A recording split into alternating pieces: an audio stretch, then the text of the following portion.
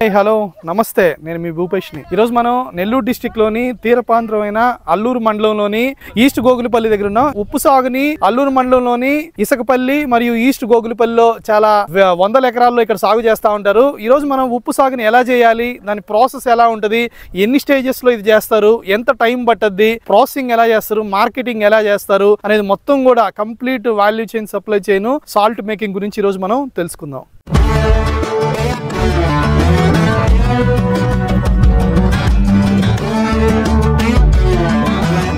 East Gogulapalli village లో ఉన్నాం. ఇది ఉప్పు కటారీ దగ్గర ఉన్నాం.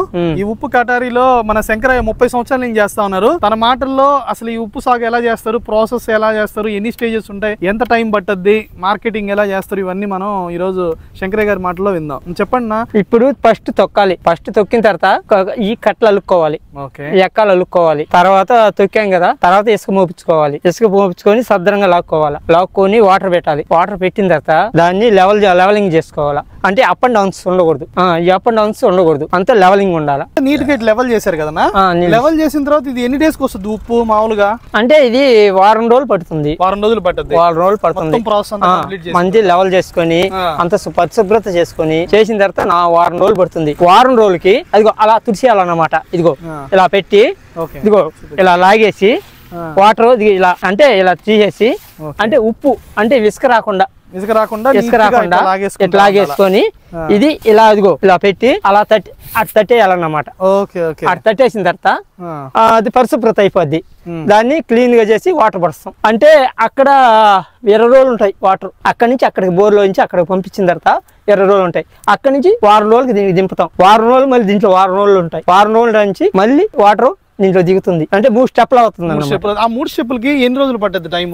ఆ స్టెప్లు అంటే ఏంటంటే 20 రోజులు పడుతుంది. 20 రోజులు పడుతుంది. తర్వాత దాని నుంచి దింపిన తర్వాత దీనికి అదిగో వాల్ ఉంది కదా, ఆ వాల్ గుండా వాటర్ నింపుతాం. దీనికి ప్రతి ఒక్క దానికి వాటర్ నింపుతాం. వాటర్ నింపిన తర్వాత వచ్చిన వారం రోజులకి మళ్ళీ వచ్చితే తెల్లగా అదిగో అలాగ వచ్చేస్తుంది అన్నమాట. ఆ ఉప్పు వారం రోజులకు వచ్చేస్తాం. వారం రోజులకు వస్తుంది. వచ్చిన తర్వాత మళ్ళీ దీన్ని మళ్ళీ ప్రాసెస్ చేసుకుని మళ్ళీ తీసేసి ఎక్కాంకం లాగేస్తాం. అక్కడికి లాగేస్తాం.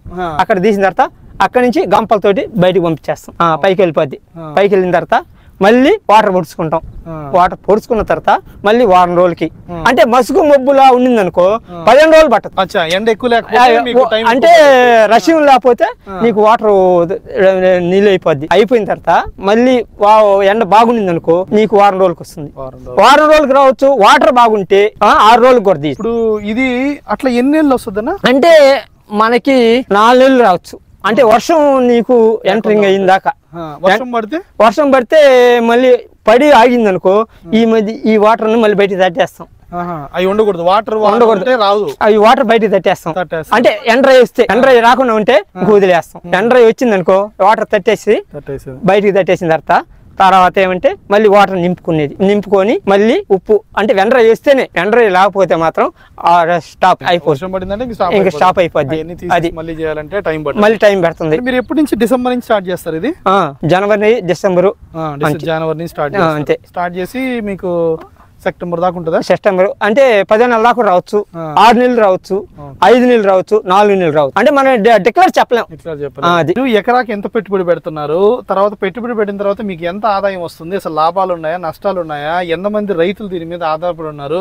ఈ ఏరియాలో ఏమన్నా ప్రాసెసింగ్ యూనిట్స్ ఏమైనా ఉన్నాయా? ప్రాసెసింగ్ యూనిట్లు ఏమీ లేవు.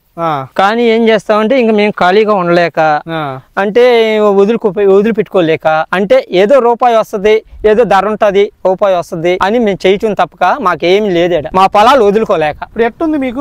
ఒక ఎకరాకి ఎంత ఖర్చు అవుతుంది? అంతే 30,000 అవుతుంది. మీకు ఎంత రేటు వస్తే బాగుంటది? ఎంత రేటు ఉంది ఇప్పుడు? 180 ఉంది. కానీ మాకు గిట్టుబాటు లేదు. ఎంత రేటు వస్తే గిట్టుబాటు ఉంటది? మాకు 200-250 లోపల ఉంటే గిట్టుబాటు ఉంటుంది. లేకపోతే మాకు గిట్టుబాటు లేదు. ఇప్పుడు గిట్టుబాటు లేనప్పుడు ఏం చేస్తుంటారు? ఏం చేస్తాం, అదే స్టాక్ చేసుకుంటాం. గిట్టుబాటు ఉన్నప్పుడు అమ్ముకుంటాం, లేకపోతే నష్టపోయి అమ్ముకుంటాం. ఒక్కోసారి. ఎన్ని రోజులు ఉంటుంది అది ఉప్పుది? ఉండొచ్చు 2 సంవత్సరాలు. 2 సంవత్సరాలు ఉంటుంది. ఏం కాదు. ఇక్కడ ఎవరు ప్రాసెసింగ్ యూనిట్ ఏం పెట్టలేదా? ఏం పెట్టలే. పట్లు కప్పేసాం కదా. కొన్ని ఎలవలు వచ్చి కూడా వెళ్ళిపోవచ్చు. అవి మొత్తం మంది ఎక్కువ వాటర్ వచ్చింది అనుకో వెళ్ళిపోద్ది. ఏముండదు, ఖాళీ అయిపోద్ది. అప్పుడు మేము వేస్ట్. రైతులు నష్టపోతారు. ఇప్పుడు ఈ ఇసకపల్లిలో తర్వాత ఈస్ట్ గోగులపల్లిలో ఎంతమంది రైతులు తర్వాత కూలీలు దీని మీద ఆధారపడి ఉన్నారు? కొన్ని వేల మంది ఆధారపడి ఉన్నారు దీని మీద. ఎన్ని ఎకరాల్లో చేస్తుంటారు సుమారు? ఎన్ని ఎకరాల్లో ఉంటారు సుమారు? ఉంది ఇటు 200 ఎకరం పైన ఉంది ఇసుకపల్లి, 300 ఎకరం దాకా ఉంది, ఇటు 250 ఎకరాలు ఉన్నాయి. మనం అయినా కూడా నువ్వు 30 సంవత్సరాల నుంచి ఇదే చేస్తున్నావు? ఇదే చేస్తున్నాం, ఇంకేరే ఏ వ్యవసాయంకి పోను. ఏ వ్యవసాయం బాగు ఎట్లా నీకు ఇప్పుడు అన్ని బాగుంది? నీకు కుటుంబానికి ఒక 10,000 సంపాదించుకుంటావా? 10,000 20,000 ఒక ఎకరాలో? ఒక ఎకరాలో చేస్తున్నారు మీరు? మేము మాది 2 ఎకరాలు. 2 ఎకరాలకు కలిసి అదే అక్కడ పోసాను. మాకు గిట్టుబాటు లేక ఆగిపోయి గమ్ముగా ఉన్నాం. కానీ అప్పులు తెచ్చుకునేది, పెట్టుకునేది, చేసుకునేది. వస్తే తీసుకుంటున్నాం, రాకపోతే అప్పులు కొట్టుకుంటూ దానికి సర్ది పెట్టుకుంటున్నాం. మాకేం ఆదాయం లేదు దీని గుండా. మొదన ఇప్పుడు మన నెల్లూరు డిస్టిక్లోని ఈ అల్లూరు దగ్గర ఇక్కడంతా కూడా సముద్రానికి దగ్గర ఉన్న ఏరియా కదా, ఇక్కడ ఉప్పు సాగు ఎక్కువ చేస్తూ ఉంటారు కదా. ఇక్కడ ఎన్ని ఎకరాల్లో చేస్తున్నారు? ఎంతమంది ఫార్మర్స్ దీని మీద డిపెండ్ అయినారు? ఎంతమంది కూలీలు దీని మీద ఆధారపడి ఉన్నారన్నా? సుమారుగా ఒక 500 నుంచి 600 ఎకరాల్లో ఉప్పు సాగుబడి చేస్తారు. అదేవిధంగా మామూలుగా రైతులంటే కనీసం ఒక 1000-1200 మంది రైతులు ఉండొచ్చు. ఒక 5-6 వేల మంది లేబర్ మాత్రం దీని మీద ఆధారపడి జీవనాధారం. డిసెంబరు జనవరిలో దిగుతారు. దిగిన తర్వాత ఒక 20 రోజుల నుంచి నెల రోజుల లోపల ప్రాసెసింగ్ జరగద్ది. అంటే వాళ్ళ పనులు అన్ని చేసుకుంటారు. అక్కడి నుంచి ఏంటంటే వాటర్ పెట్టేసి లెవెల్ చేసిన తర్వాత వారానికి సాల్ట్ తయారవుద్ది. ఇంకా అక్కడి నుంచి ఏంటంటే వీక్లీ వన్స్ తీసుకుంటా ఉంటారు. ఆ రేట్లు ఏంటంటే పెద్ద ఆశాజనకంగా లేవు. లాస్ట్ ఇయర్ ఏంటంటే 300-350 ఉండింది. ఈ సంవత్సరం 160 నుంచి 180 ప్రస్తుతం ధర. ఆ విధంగా ఏంటంటే రైతులు ఆర్థిక ఇబ్బందుల్లోనే ఉన్నారు. ఇక్కడ ఇప్పుడు ఎట్లా అయితే వీళ్ళందరూ ఇంతమంది ఆధారపడి ఉన్నారు కదా, దీని మీద ఏమి ఇక్కడ ప్రాసెసింగ్ యూనిట్లు పెట్టాలంటున్నారే కానీ గవర్నమెంట్ ఏమి పెట్టిందిలే, చేసింది లేదు. 3-4 సంవత్సరాలు చెప్తున్నారే కానీ పెట్టుకుంటే మాత్రం కొంచెం రైతులు కొంచెం ముందుకు పోయేదానికి ఆస్కారాలు ఉంటాయి.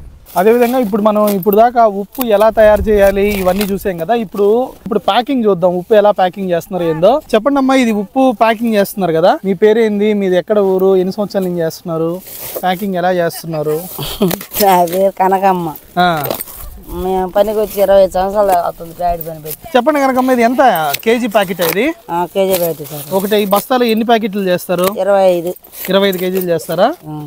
ఎంతమంది ఉన్నారు ఇక్కడ మీరు ప్యాకింగ్? 12 మంది. రోజు ఉంటదా మీకు పని? ఉండదు, ఉండినప్పుడు ఉంటది, లేనప్పుడు లేదు. ఎన్ని రోజులు? నెలలో ఎన్ని రోజులు ఉంటది? నెలలో 10 రోజులు ఉండొచ్చు, లేకపోతే 5 రోజులు ఉండొచ్చు, లేకపోతే 20 రోజులు ఉండొచ్చు, చెప్పలేము. ఓకే. రోజుకి ఎట్లా? రోజుకి ఎంత సంపాదించుకుంటారు మీరు? రావచ్చు 200 రావచ్చు, 300 రావచ్చు, 1000 రూపాయలు కూడా రావచ్చు. ఇప్పుడు ఎంతసేపు పని చేస్తే? ఎన్ని అవర్స్ చేస్తే? 1000 రూపాయలు చేయాలంటే సాయంకాలం దాకా చేయాలా? ఇప్పుడు మనిషి ఒక 50 బస్తాలు కాల్చాం, 400 వస్తుంది, అయిపోయింది, వెళ్ళిపోతా ఉంటారు. ఓకే. ఎండలోనే ఉండి చేస్తా ఉంటారు. ఓకే. ఎంతమంది ఉన్నారు మీ మొత్తం? 12 మంది ఉన్నారా? ఓకే. ఎక్కడెక్కడికి పంపిస్తుంటారు? ఇదే వాళ్ళు ఎవరు ఫోన్ చేసి అడుగుతారో వాళ్ళకంతా పంపిస్తుంటారు. వాళ్ళకి ఆర్డర్ ఇస్తే మీరు ఆర్డర్ చేసి పంపిస్తారు. ఆసాన్లు ఎవరు చెప్పినా వాళ్ళకి పంపిస్తుంటారు. వాళ్ళు మనం చెప్పినా కూడా. ఇది ఇట్లా ప్యాకింగ్ చేస్తే ఎన్ని రోజులు ఉంటుంది? ఇంక పాడవుదా? ఇది పాడవదు, అట్టా ఉంటది. ఎన్ని సంవత్సరాలైనా అట్టా ఉంటది. ఇప్పుడు దీనికి కళ్ళు ఉప్పు వాడుతున్నారు అందరు కూడా బాగా, ఇది ఎక్కువగానే వాడుతున్నా. ఇప్పుడంతా ప్రాసెసింగ్ అట్లా వచ్చేసి మొత్తం సరేలే, ఐడిన్ కూడా చల్లుతారులేదు, ఐడిన్ చల్లట్లేదు. ఓకే. 800 గ్రాములు 900 గ్రాములు కూడా చేస్తారు. కేజీ అయ్యానా? ఒక ప్యాకెట్ వచ్చి 800 గ్రాములు ఉంటది. బస్తాలు పెడితే 20-18 వస్తుంది. అట్లా చేస్తుంది. మీరు ఎట్లా నేచురల్ పద్ధతిలో కుంపటికే దీన్ని ప్యాకింగ్ చేస్తున్నారు, సీల్ చేస్తున్నారు? బొగ్గులు వేస్తున్నారు, దాంట్లో హీట్ వేస్తున్నా. హీట్ లేకపోతే మళ్ళీ రాదు. అది హీట్ బాగా ఉంటే వస్తుంది. చూసాం కదా మనం, చాలా మంది రైతులతో మాట్లాడడం జరిగింది. ఇక్కడ ఏంటంటే ఈ ఉప్పు సాగులో ఎక్కువ మంది, 100 మంది రైతులు ఉన్నారు, వేరే ఎకరాల్లో సాగు చేస్తూ ఉన్నారు. వీళ్ళు చాలా కష్టపడి ఫార్మింగ్ అంతా కూడా చేస్తున్నారు. ఇంతలా ఎండలో కూడా వీళ్ళు రెగ్యులర్గా దీన్ని నీట్గా లెవలింగ్ చేసుకునేది కానీ, ఉప్పుని నీట్గా ఎంత ప్రాసెసింగ్ చేసేది కానీ, ఇదంతా చాలా కష్టపడి చేస్తున్నారు. కానీ ప్రైస్ అనేది లేదు వీళ్ళకి. దీనికి చాలా రీజన్స్ ఉన్నాయి. మెయిన్ ఏంటంటే గవర్నమెంట్ కూడా ఇనిషియేట్ తీసుకోవడం, తర్వాత మన FPOs, ఫార్మర్ ప్రొడ్యూసర్ ఆర్గనైజేషన్స్, ఈ ఫార్మర్స్ అందరం కలిపి కూడా ఒక FPOగా క్రియేట్ చేసుకొని, గ్రూప్ ఆఫ్ ఫార్మర్స్ అందరూ కలిసి FPO చేసుకుంటే వీళ్ళు పండించిన ప్రొడ్యూస్ని ఒక పెద్ద ప్రాసెసింగ్ ఇండస్ట్రీ పెట్టుకోవచ్చు. ఎందుకంటే మనకి PMFME ద్వారా కూడా మనకి గవర్నమెంట్ 35% సబ్సిడీ కూడా ఇస్తా ఉన్నారు. గవర్నమెంట్ నుంచి వచ్చే సబ్సిడీస్ తీసుకొని ఎవరైనా ఇక్కడ బిగ్ స్కేల్ లో ఒక ప్రాసెసింగ్ ఇండస్ట్రీని ఎస్టాబ్లిష్ చేస్తే వీళ్ళు ఫార్మర్స్ తయారు చేసిన ఈ సాల్ట్ అంతా కూడా మనం ఈజీగా మార్కెటింగ్ చేసుకోవచ్చు.